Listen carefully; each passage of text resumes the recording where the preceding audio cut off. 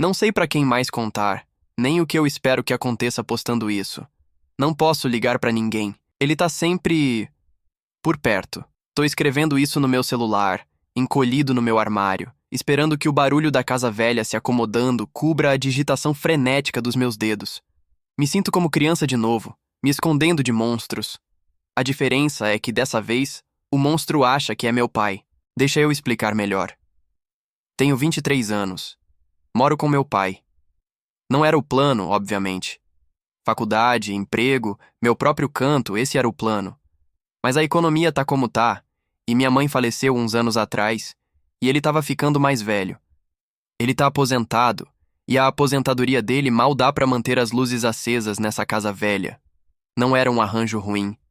Eu trabalhava nos meus turnos num depósito no centro, ajudava com as contas, e ele ficava lá, assistindo seus filmes antigos e reclamando das costas. A gente tinha uma rotina. Era quieto, talvez um pouco solitário, mas era normal. A mudança foi tão gradual que eu quase não percebi. No começo, era só... bom. Meu pai, que nos últimos 5 anos tinha tratado a poltrona em frente à TV como uma extensão natural do corpo dele, começou a se mexer de novo. Ele sempre foi um cara grande, ex-mecânico, e a idade tinha se instalado nele como uma camada grossa de poeira. Mas, de repente, a poeira sumiu. Começou mais ou menos um mês atrás. Ele foi na porão para consertar um cano que estava vazando. Eu tinha me oferecido para fazer, mas ele insistiu. Ainda tenho um pouco de uso nessas mãos velhas. Ele resmungou, uma frase que eu já conhecia. Ele ficou lá embaixo por horas. Lembro de ter chamado uma vez, perguntando se ele precisava de ajuda, e só ouvi um "tô dando conta", abafado como resposta. Quando ele finalmente subiu, estava todo sujo de terra e graxa, mas estava sorrindo. Um sorriso de verdade, com os dentes à mostra, mais largo do que eu tinha visto em uma década. Tudo resolvido, ele anunciou batendo as mãos empoeiradas. Ele parecia revigorado. Eu só achei que ele estava orgulhoso de ter feito o reparo. Na manhã seguinte, acordei com cheiro de bacon e o som de passarinhos cantando lá fora. Isso não era incomum. O incomum era meu pai, em pé no fogão, cantarolando. Ele não cozinhava um café da manhã de verdade desde que minha mãe morreu. Geralmente ele só colocava cereal na tigela e resmungava um bom dia. "Bom dia, filho", ele disse com a voz animada. "Ovos?" Eu fiquei surpreso, mas contente. Sim, claro, obrigado. Você tá de bom humor. Me sentindo esperto, ele disse, virando os ovos com um floreio que quase mandou um pro chão. Decidi que fiquei tempo demais parado. A vida é pra ser vivida, né? Naquela semana, ele foi um turbilhão de atividade. Ele cortou a grama, coisa que eu geralmente tinha que encher o saco dele por dias. Ele limpou as calhas. Ele até começou a lubrificar as dobradiças das portas pra não rangirem. Eu fiquei feliz da vida. Achei que ele finalmente tinha saído daquela tristeza longa e silenciosa em que ele estava nadando. Achei que estava recuperando meu pai de volta. A primeira pista de que algo estava errado veio uma semana depois. Eu estava me arrumando para sair com uns amigos. Era sexta à noite, a primeira que eu tinha de folga em um tempo. Tava colocando o casaco quando ele entrou na sala, torcendo as mãos. "Você vai sair?" Ele perguntou. A voz dele tinha perdido a animação. Tava tensa. "Sim, só por umas horas." "Tomar uma cerveja com uns caras do trabalho." Ele fez uma careta e colocou a mão no peito. "Ah, é que tô me sentindo meio estranho. Meu peito tá apertado. Provavelmente é só indigestão, mas sabe como é." Eu parei, com as chaves na metade do caminho pro bolso. O rosto dele estava pálido. Senti uma onda de culpa. "Você tá bem? Devo ligar pra alguém?" Não, nada disso." Ele disse rapidamente, acenando com a mão em sinal de desprezo. "Tenho certeza que vai passar. É só que não queria ficar sozinho aqui se piorar." Então eu fiquei.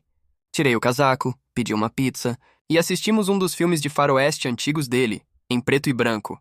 A dor no peito dele pareceu desaparecer magicamente, no momento em que eu sentei no sofá. Fiquei irritado, mas disse pra mim mesmo que ele estava ficando velho e ansioso. Na próxima vez que tentei sair, alguns dias depois, foi a vez das costas. Ele alegou que tinha travado tão mal que não conseguia sair do sofá pra pegar um copo d'água. Passei a noite inteira buscando coisas pra ele, massageando os ombros dele e ouvindo ele gemer. No momento em que meu amigo ligou pra perguntar onde eu tava e eu disse que não podia ir, ele de repente se sentiu um pouco melhor e conseguiu se levantar para ir ao banheiro sozinho. Virou rotina. Toda vez que eu fazia um plano para sair de casa, por qualquer motivo que não fossem meus turnos de trabalho, ele desenvolvia alguma doença repentina e debilitante, uma enxaqueca. tontura, uma virose. Era tão transparente, tão manipulador, que eu fiquei com raiva. A gente brigou por causa disso. Eu não posso ser seu prisioneiro! Eu gritei uma tarde depois que ele fingiu uma crise de tosse para me impedir de ir ao mercado. Eu preciso ter uma vida! O rosto dele se desfez. Não de raiva, mas de uma tristeza profunda e profunda que me desarmou completamente. Eu só preciso de você aqui, ele sussurrou. É pedir demais? Eu fico sozinho. O que eu podia dizer para isso? Me senti o maior babaca do mundo. Fiquei em casa, de novo, mas o pai ativo e enérgico ainda estava lá. Entre seus episódios repentinos, ele era uma força da natureza. Ele repintou a varanda. Ele consertou a cerca bamba no quintal. Ele acordava antes do sol, jardinando com um fervor que eu nunca tinha visto. Ele estava mais forte, mais rápido. Ele carregava todas as compras de uma vez, sacolas penduradas nos braços, sem nem respirar fundo. Meu pai, que costumava ficar sem fôlego subindo as escadas. Era uma contradição que eu não conseguia conciliar. O medo de verdade, aquele que sobe pela espinha e mora no fundo da garganta, começou com o sol. A gente estava no quintal. Ele estava capinando os canteiros de flores que minha mãe tinha plantado anos atrás, e eu estava sentado nos degraus rolando o celular. Era uma tarde ensolarada, sem nuvens. O sol estava batendo forte, lançando sombras longas e nítidas pela grama. Eu notei minha própria sombra, uma silhueta escura e alongada de um homem curvado sobre um telefone. Olhei para ele de joelhos na terra e vi a sombra da roseira, a sombra da cerca, a sombra do bebedouro de pássaros. Mas não a dele. Ele era uma figura sólida na luz do sol forte, mas o chão ao redor dele estava intacto, verde claro puro. Não tinha sombra. Pisquei. Esfreguei os olhos. Tinha que ser um truque de luz, uma ilusão de ótica. Olhei para outro lugar. Depois olhei de volta. Nada. Um homem perfeito, sem sombra. Em um mundo cheio de sombras, um nó frio se formou no meu estômago. Ei, pai! Eu disse com a voz fina e estranha para meus próprios ouvidos. Você pode me ajudar com isso? Apontei para um vaso de terracota pesado do outro lado do pátio, um lugar sob luz solar direta e implacável. Ele olhou para cima, e por um segundo eu vi algo nos olhos dele. Um lampejo de pânico. Ele protegeu o rosto do sol com a mão, mesmo já estando com os olhos semicerrados. Já vou, filho! Só quero terminar essa parte. Ele nunca veio. Ele ficou no jardim, e quando o sol começou a se pôr, ele pareceu seguir a linha recuante da sombra da casa, sempre se mantendo dentro dela.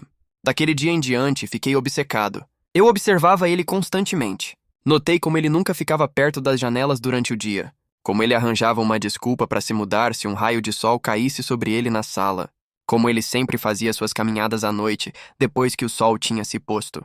Ele sempre era atraído pela sombra, pelos cantos escuros da casa. Minha preocupação azedou em pavor. As desculpas para me manter em casa ficaram mais frenéticas. Semana passada, ele desligou a bateria do meu carro e depois fingiu ignorância. Uns dias atrás, acordei e descobri que ele tinha acidentalmente trancado a porta da frente e perdido a chave, prendendo nós dois dentro até que ele milagrosamente a encontrou naquela noite. Tentei conversar com ele. Sentei com ele na luz fraca da sala há 2 noites. Pai, precisamos conversar, comecei com o coração batendo forte. Você não está agindo como você mesmo. Você está diferente. E você está me prendendo aqui. Estou preocupado com você. Ele só me encarou, com o rosto uma máscara calma e plácida. O homem enérgico e sorridente tinha sumido, substituído por algo imóvel e atento. Estou bem, filho. Nunca estive melhor. Não estou te prendendo aqui. Só gosto de ter você por perto. Um pai não pode gostar de ter o filho por perto? É mais que isso, insisti com a voz trêmula. Desde que você foi no porão consertar aquele cano, você está diferente. Algo aconteceu lá embaixo, não aconteceu? O rosto dele não mudou, mas os olhos se endureceram. Era como ver as venezianas fechando sobre uma janela. Não seja ridículo. Eu consertei um cano, só isso. Agora esquece isso. A finalidade no tom dele era absoluta. Não tinha discussão. A conversa acabou. Foi aí que eu soube. Eu soube com uma certeza que me deixou enjoado. A verdade do que tinha acontecido estava no porão. Esperei até a noite passada. Fingi que fui dormir no meu horário normal. Deitado na cama com os olhos bem abertos, ouvindo os sons da casa. Ouvi ele se movendo lá embaixo, os passos suaves, quase silenciosos, que eram outra novidade. Meu pai antigo costumava andar batendo os pés como um elefante. Ouvi ele verificar a fechadura da porta da frente, depois a de trás. Ouvi ele passar pela porta do meu quarto, parando por um longo momento, e prendi a respiração, meu corpo inteiro rígido de medo. Então os passos recuaram e ouvi a porta do quarto dele bater. Esperei o que pareceu uma eternidade, contando os segundos, ouvindo a casa velha gemer e ranger ao meu redor. Finalmente, quando tive certeza de que ele estava dormindo, saí da cama. Não acendi nenhuma luz. Desci as escadas, cada passo meu um risco calculado. A porta do porão ficava no final do corredor. Sempre fazia frio perto dela. Girei o velho puxador de latão, encolhendo-me com o clique alto da trava. Abri e fui atingido por uma onda de ar frio e úmido que cheirava a terra, molhada e algo metálico e vagamente doce. O cheiro de decomposição. Meu celular era minha única luz. Liguei a lanterna, o feixe cortando um caminho, nervoso e trêmulo pelas escadas de madeira escorregadias. Desci um degrau de cada vez, meus ouvidos atentos a qualquer som vindo de cima. O porão era como eu me lembrava. Chão de concreto, paredes de pedra, entulho empilhado em todos os cantos. Móveis velhos sob lençóis brancos como fantasmas adormecidos, caixas das coisas da minha mãe, meus brinquedos antigos. O ar estava espesso e pesado. Apontei minha luz para a parede dos fundos, onde a tubulação principal de água entrava na casa. Era lá que ele tinha estado trabalhando. Vi sua caixa de ferramentas velha jogada no chão. Uma chave de cano estava ao lado dela. E a seção do cano de cobre em que ele tinha estado trabalhando parecia nova, limpa. Ele tinha consertado, mas meus olhos foram atraídos para o chão ao lado dela. A maior parte do chão do porão era de concreto, mas naquele canto dos fundos era apenas terra compactada. E uma grande parte dela, talvez 2 metros de comprimento e 1 metro de largura, era diferente do resto. A terra estava mais escura, mais solta. Não estava compactada por décadas de existência. Estava mexida, fresca. Fiquei ali por um longo momento, o feixe do meu celular tremendo na minha mão. Minha mente estava gritando para eu correr. Sair da casa, sair da cidade, nunca mais olhar para trás. Mas eu não conseguia. Eu precisava saber. Eu não conseguia falar. Eu só conseguia encarar, minha mente um vazio gritante. Eu me afastei dele do corpo, até que minhas costas atingiram a parede fria de pedra.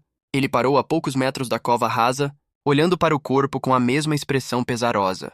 Foi um acidente, ele disse suavemente. O penúltimo degrau. Está podre. Ele estava carregando a chave pesada. Seu equilíbrio estava ruim. Ele caiu. Bateu a cabeça no chão de concreto ali. Foi rápido. Ele não sofreu. Ele olhou para mim, seus olhos cheios de uma empatia estranha e profunda. Seu último pensamento foi para você. Ele estava preocupado com você. Preocupado que você ficasse sozinho. Minha voz finalmente voltou, um sussurro cru e aterrorizado. O que você é? Ele inclinou a cabeça, um gesto que era tão familiar, mas tão totalmente estranho. Eu sou ele disse. E eu não sou. Você sabe como toda pessoa lança uma sombra? Uma versão mais escura e simples de si mesma que a segue pela luz? Pense em mim como a outra sombra, aquela que vive do outro lado do véu.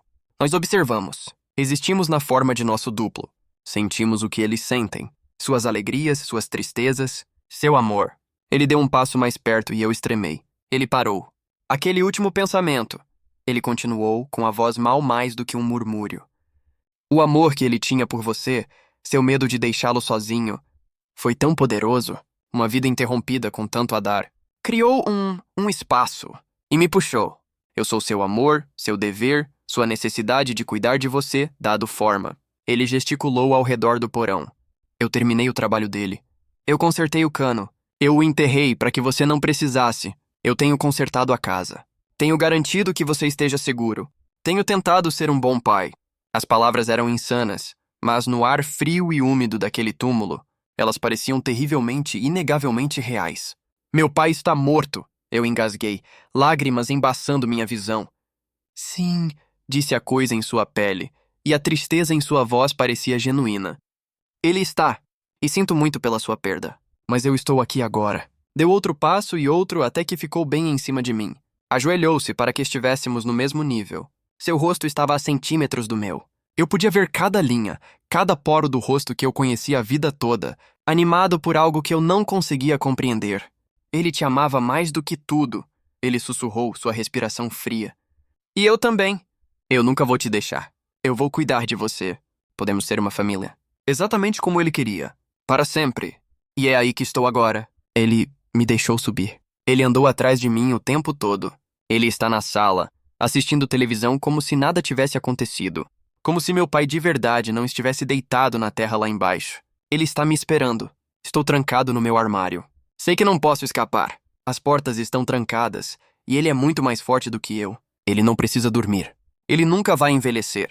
Ele nunca vai ficar doente. Ele só vai estar aqui, cuidando de mim, para sempre. Consigo ouvi-lo se movendo. Os passos suaves e silenciosos estão vindo pelo corredor. Ele está vindo me ver. Ele está chamando meu nome. Parece exatamente com meu pai.